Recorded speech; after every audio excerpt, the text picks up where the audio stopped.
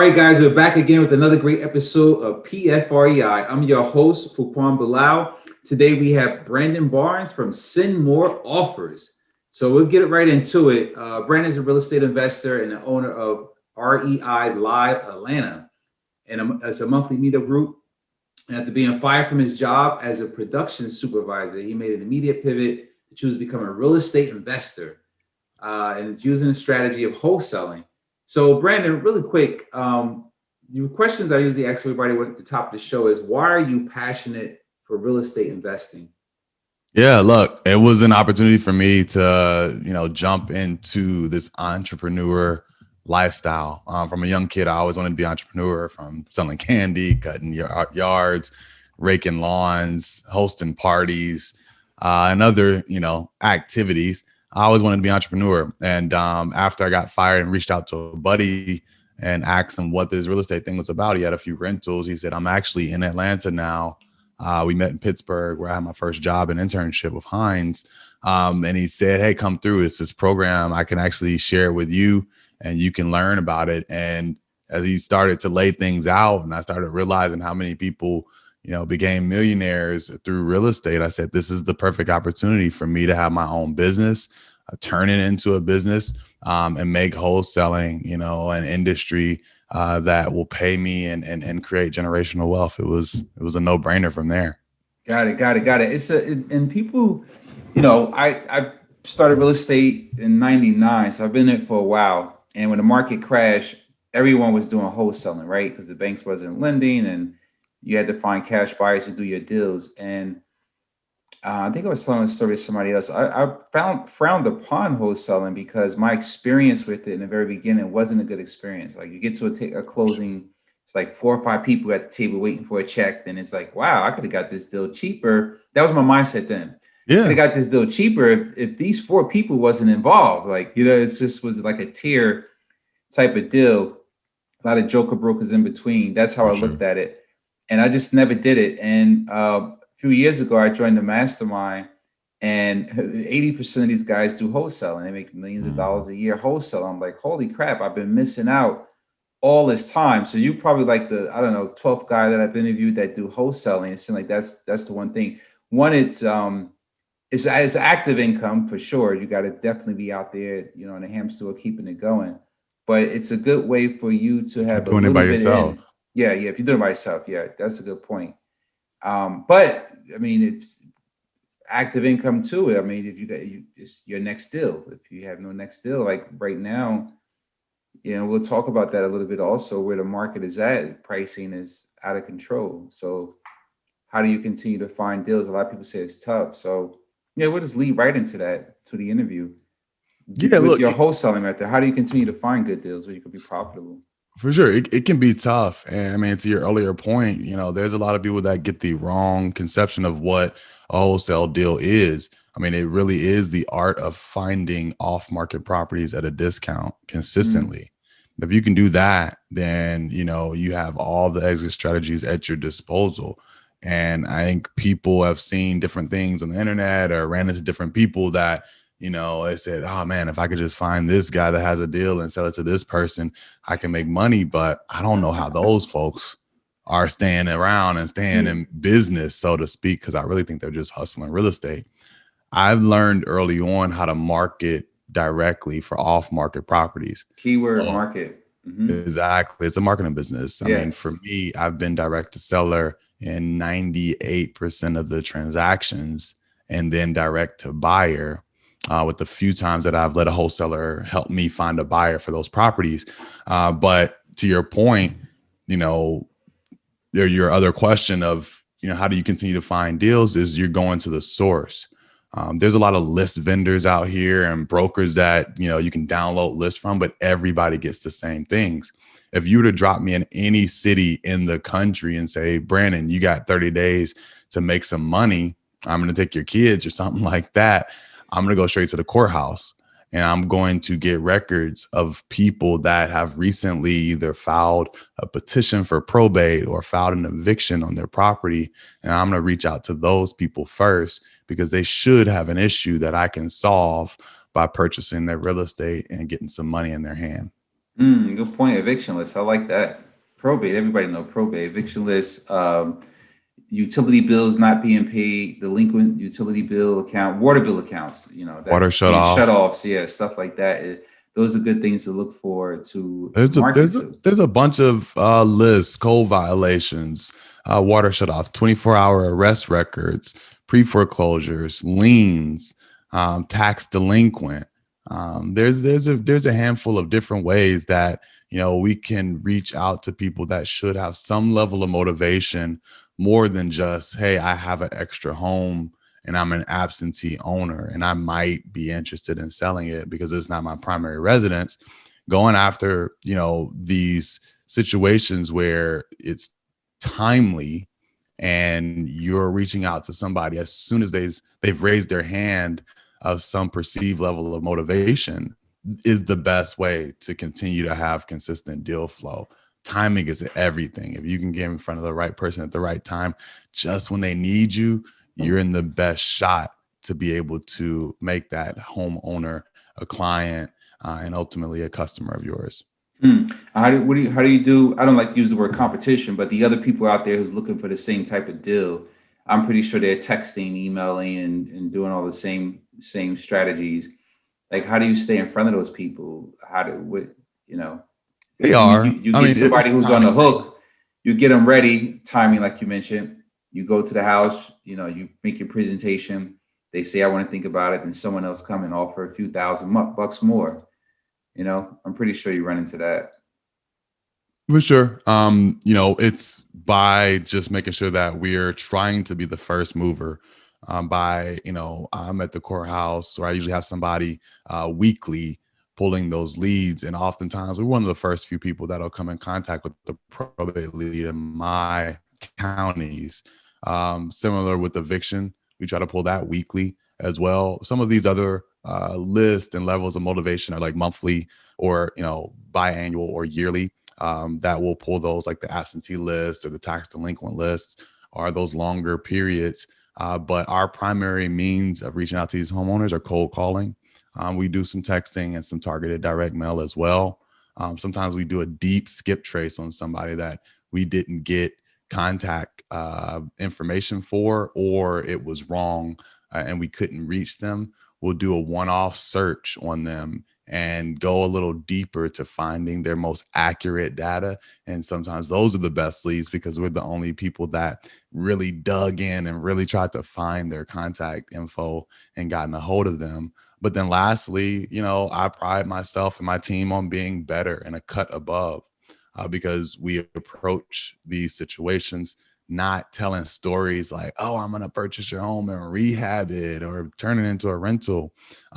If we want to do that, yeah, that will happen. And we have done small rehab projects, or taking something down as a rental, but we're upfront and forward and let folks know that we're here to provide you speed and convenience.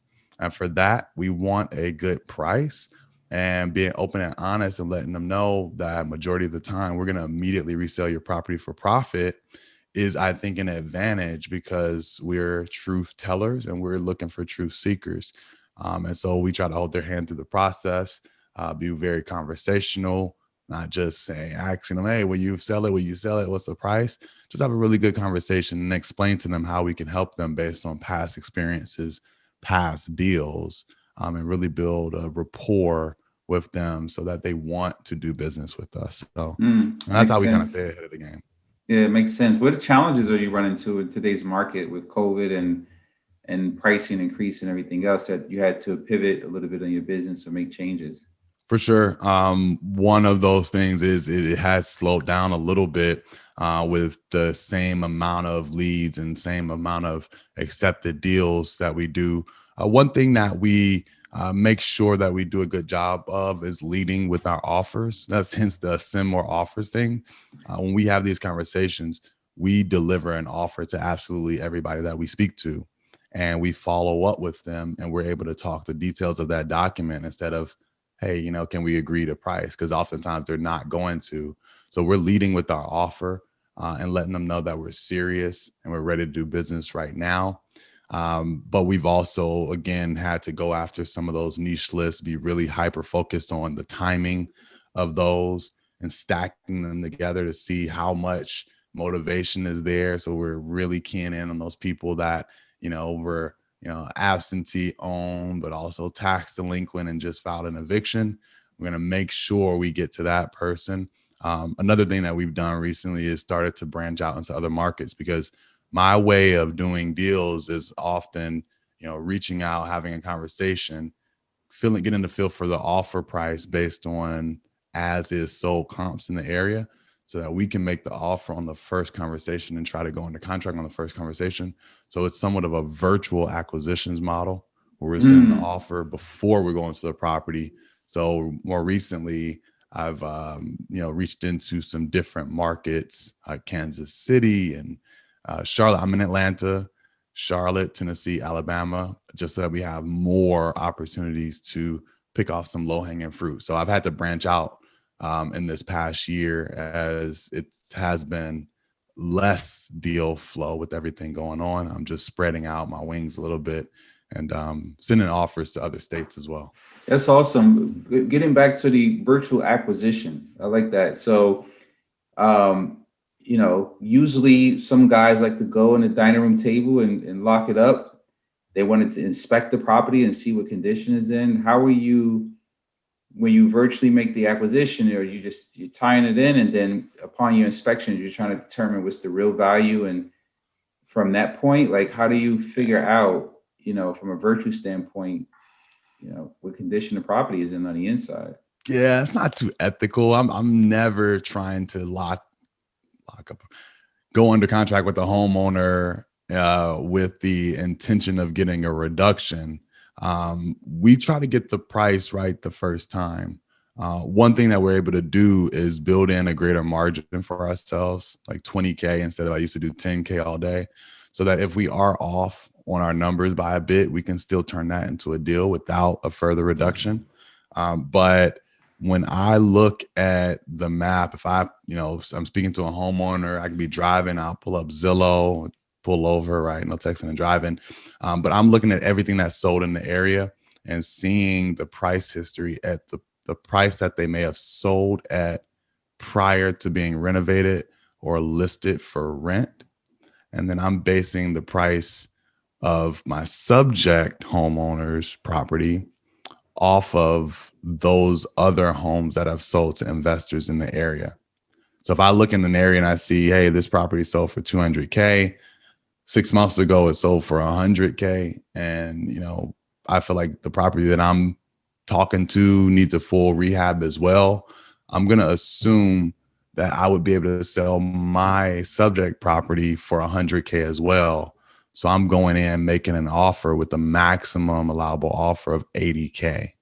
So just literally subtracting 20 grand from what other homes have sold for in the area that needed a full rehab, or other homes in the area that just needed a little bit of work to turn into a rental. If my subject property is also in that kind of shape, it just needs to be turned over as a rental, I can actually subtract my 20K from what a home sold for, to a landlord that now has it listed on Zillow for rent. Interesting. Another thing with the virtual acquisition, reason I'm staying on that, because I think a lot of people are transitioning into this model, especially with COVID and everything. And I've seen this over the last year and a half. People have been, locking deals up virtually. To me, it's I'm from my background in real estate. I need to see the property because I'm a in buyer, right? I'm not a Mm-hmm. wholesale. I'm an in buyer.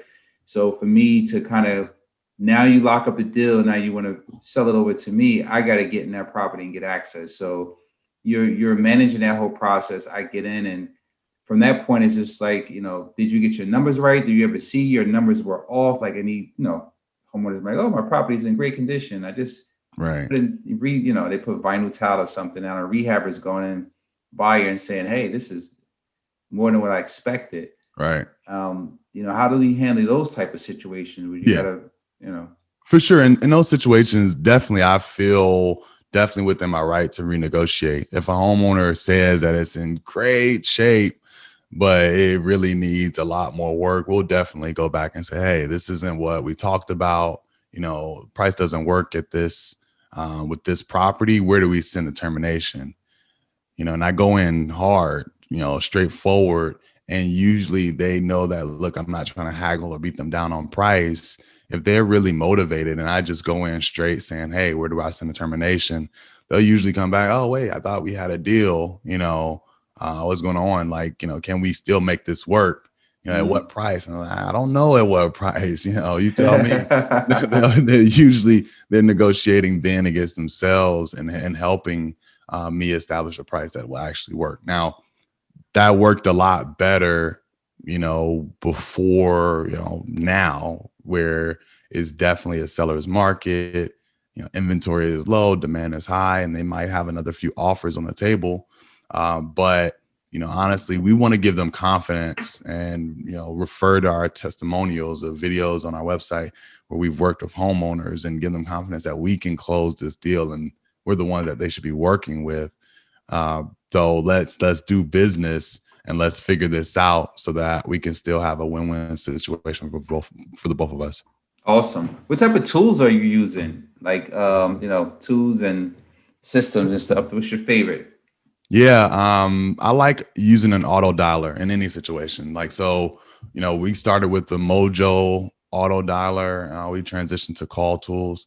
But, I've this process that we use the auto dialer almost as a CRM. So instead of sending out the leads to Podio, we found that if we keep them in the dialer, we're able to more quickly make our follow-up calls, more quickly come in contact with the homeowners to talk about the price and the offer.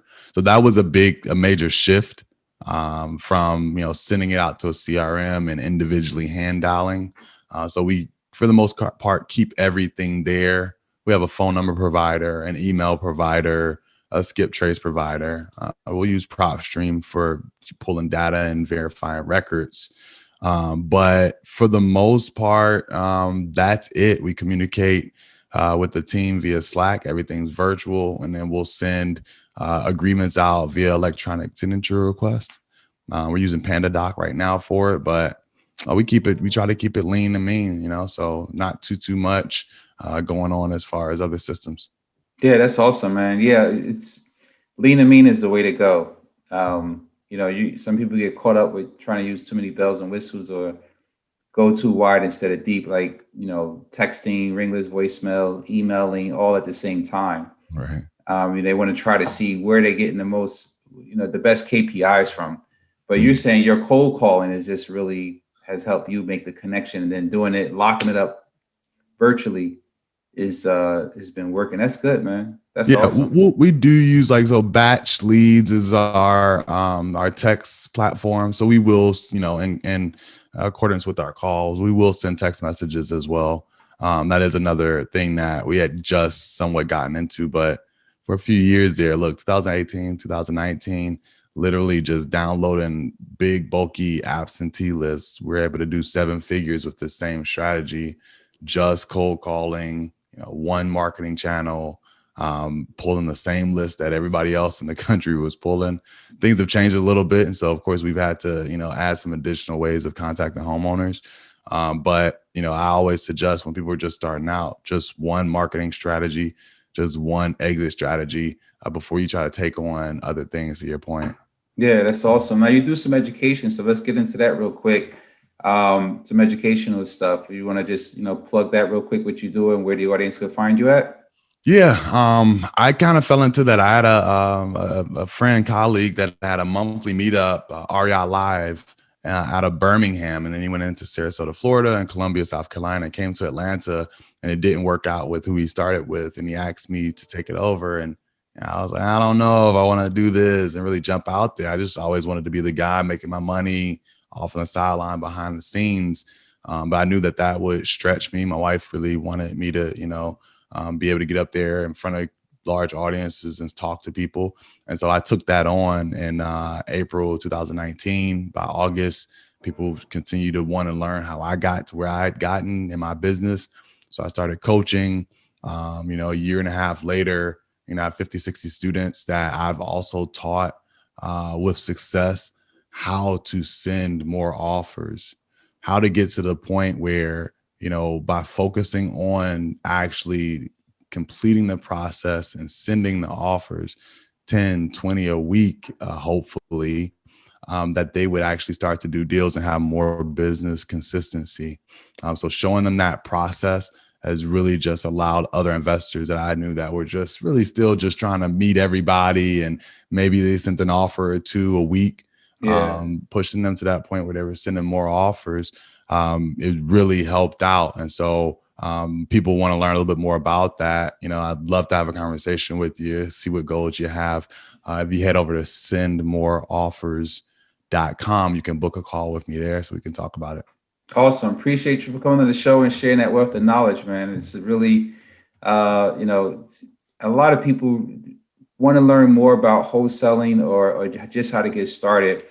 And it's like you mentioned, the keyword marketing. It's essentially a marketing business. So you can actually get in and do this. I have so many people reaching out to me on social media. Hey, I want to help. I want to get started. And I always tell them, hey, start off with wholesaling, because there's so much information out online just about this one part of real estate investing that if they stay with it, they can be, successful at it. Even if they have a couple of $1,000s to get started, because some of these tools are like 30, 40 bucks a month. The leads, you can tap into different sources. Like you said, go physically to the courthouses and get certain lists and start with that.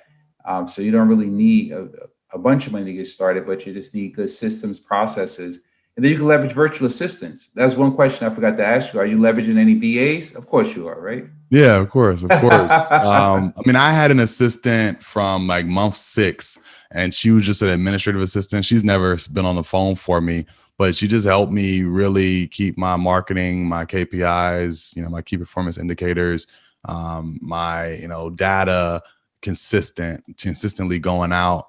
And then I started to hire some cold callers to the team.